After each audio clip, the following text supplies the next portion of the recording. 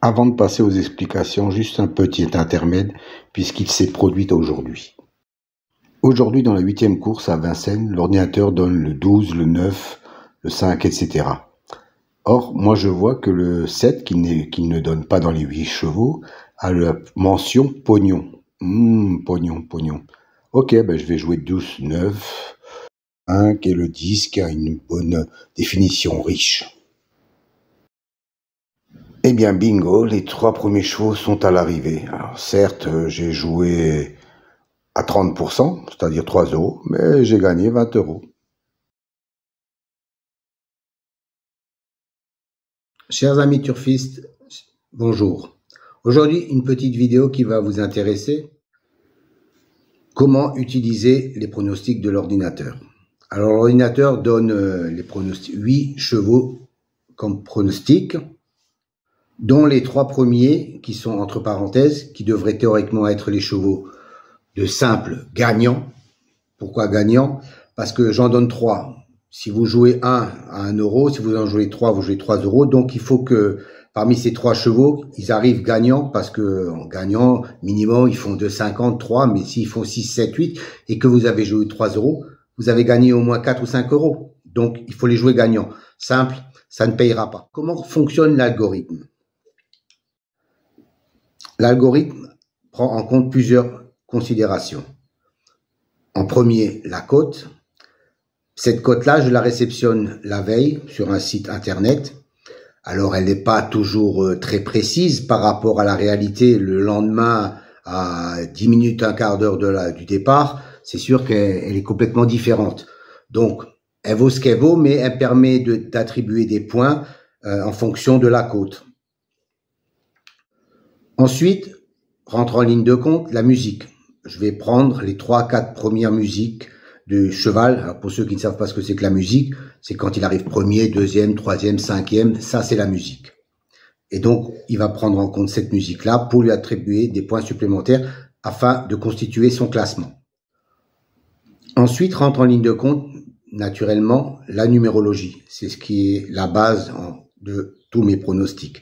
Donc, en fonction d'un classement établi, chaque fois que la numérologie spécifique arrive, elle arrive tout en étant de pourcentage. Donc, il va attribuer des points supplémentaires. Plus la numérologie arrive et plus il aura de points par rapport à une numérologie qui, elle, n'arrive pas très souvent.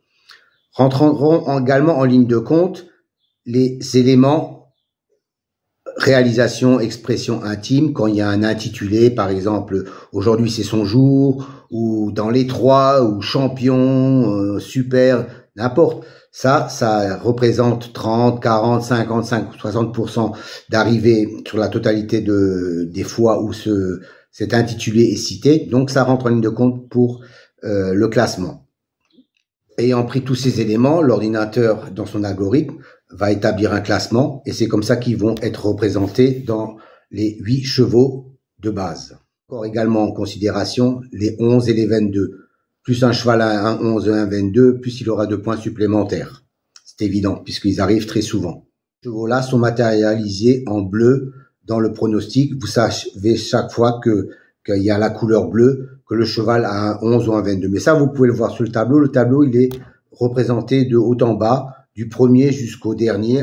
Vous voyez dans la première colonne les points attribués par l'ordinateur. Et des fois que l'ordinateur ne prend pas un favori, il est pratiquement dans le 10e, 15e. Pourquoi qu'il ne le prend pas? Tout d'abord parce que sa numérologie n'est pas très bonne. Il le met de côté. Maintenant, si vous avez envie de le prendre et vous voyez pourquoi qu'il n'a pas pris le favori, prenez-le. Libre à vous. Mais souvent, un des favoris qui n'a pas pris n'arrive pas. Comment moi je me détermine pour faire mes pronostics?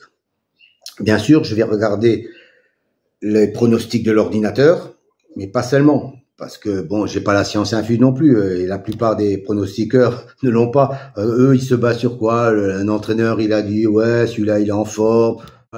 Mais le cheval, lui, il en a rien à foutre, hein. S'il a pas envie de courir, il a pas envie de courir. Même si l'entraîneur, il croit qu'il est en forme, hein. C'est pas des éléments bien positifs pour déterminer son choix.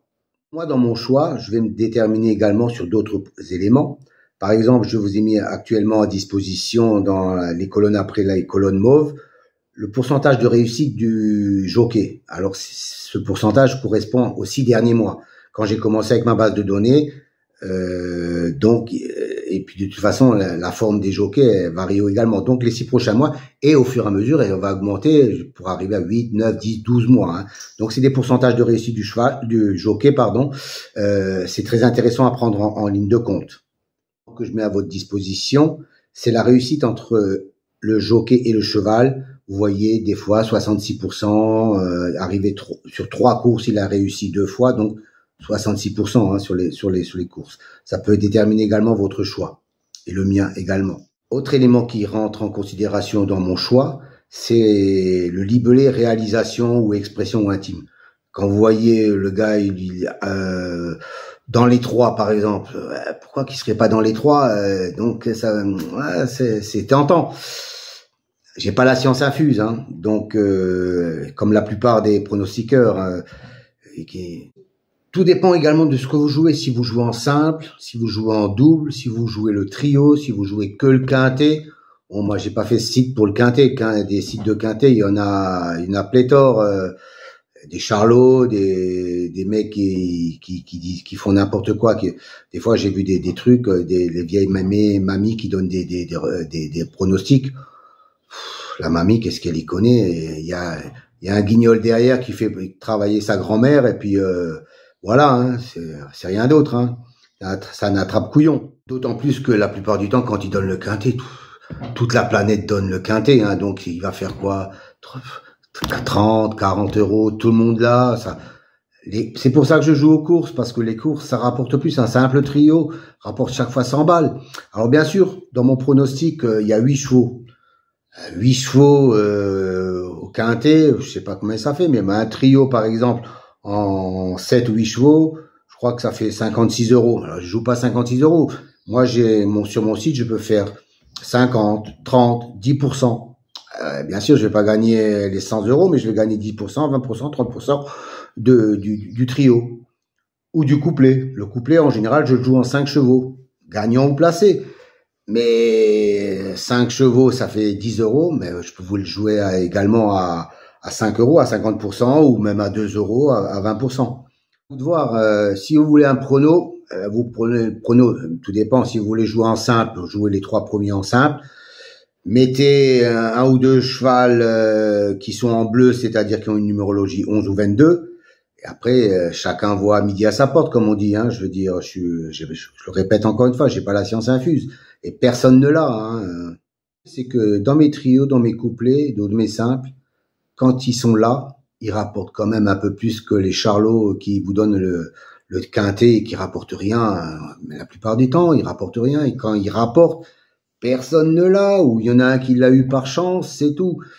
Moi, je préfère les courses. Le quintet, je vous le donne dans mes vidéos pour attirer le chaland, comme il dit. Mais c'est pas mon but. Hein. Maintenant, il y a autre chose qui peut vous aider. C'est mon site internet. Je vous en ai déjà parlé, j'en parle chaque fois dans les vidéos. Si vous allez voir, il est beaucoup plus complet que ce que je peux vous donner sur une vidéo. Vous allez voir un cheval, vous allez voir toute sa musique, vous allez voir les confrontations qu'il a eues avec les autres chevaux de la course, vous allez voir toutes ses courses depuis 6 mois, et vous allez voir la corrélation qu'il a avec le jockey. Si chaque fois qu'il court avec le jockey, le pourcentage de réussite. Il est très intéressant à voir ce site. Allez-y, vous aurez d'autres éléments supplémentaires. D'autant plus que vous pouvez télécharger également les fichiers PDF sur les rencontres et les fichiers PDF qui correspondent à mes pronostics. Donc, ce que vous voyez en tableau, vous les voyez également en PDF et vous pouvez regarder tranquillement à la maison. Mais allez voir sur le site, vous verrez que... Et encore, bon, c'est un site que j'ai refait. Il était beaucoup plus complet. Je mettais les pronostics, etc. Maintenant, vous avez pas mal d'éléments à votre convenance pour pouvoir déterminer votre choix supplémentaire par rapport à ce que je fais. Maintenant, dernier point que je veux vous signaler, c'est que, bon, pour l'instant, je ne gagne rien avec le site. Mon but, bien sûr, c'était de gagner de l'argent avec la publicité. Le problème, c'est que il faut 1000 abonnés. Bon, ça, je vais y arriver tout doucement. J'en suis à 550 en 5 mois. Le problème, en plus des 1000 abonnés, il faut 3000 ou 4000 heures de visualisation. Or, mes vidéos, vous les regardez en passant, certains les avancent et ils vont sur le tableau qui les intéresse. Donc ça fait que les gens regardent la vidéo 1 minute sur les 3 ou 4 minutes que je mets en ligne. Donc je n'arriverai jamais à 3000 heures en un an. Donc malheureusement, je crois que je vais devoir arrêter dans quelques temps et donner simplement le quintet pour ceux que ça intéresse. Et pour ceux qui jouent aux courses, je vais faire quelque chose de payant sur mon site. Et si ça ne marche pas, tant pis, j'arrêterai. Bon, moi, je dis pas que je suis millionnaire, mais j'arrive à me débrouiller avec mes pronostics, donc je suis pas à ça près. Voilà, malheureusement, c'est ça le problème. YouTube demande trop d'heures d'écoute. Alors, quelqu'un qui vous met une vidéo qui dure 20 minutes, les gens, ils vont quand même regarder 10, 15, 20 minutes. Là, les gens viennent et zappent. En zappant, je veux dire, j'ai 500 heures de visualisation en 6 mois. Même si j'arrive en un an à 1000, ça suffira pas pour avoir les 3000. Malheureusement, je crois que je vais devoir arrêter un jour, mais je vous tiendrai déjà au courant quand j'en aurai vraiment plein la tête, parce que effectivement, c'est du boulot, vous vous rendez pas compte, mais mettre tous ces tableaux à jour, même si c'est fait de façon automatique, parce que je fais des copier-coller, hop, l'ordinateur mange tout ça, me sort tous les chiffres, etc. La seule chose qui me donne du travail, c'est de faire des images écran pour pouvoir les répertorier après sur la vidéo. Voilà, je pense avoir été assez clair. Si vous avez des questions, n'hésitez pas à me les poser. Il n'y a pas de commentaires. Les gens viennent comme des sauvages. Ils likent pas. Ils mettent pas de commentaires, à part 2 ou 3 gars très sérieux que je remercie d'ailleurs. Je sais pas qui c'est, parce qu'en plus ça, quand vous likez, je sais pas qui c'est qui like. Donc ça mange pas de pain de mettre un like. Ça me fait plaisir, parce que j'ai l'impression que je travaille pour des clous, des fois pour des clous. Bon, je le fais avec plaisir, mais ça va pas durer éternellement. Voilà, je vous salue bien. Et puis si vous avez des questions, n'hésitez pas dans les commentaires à me les mettre. Bonne chance à vous.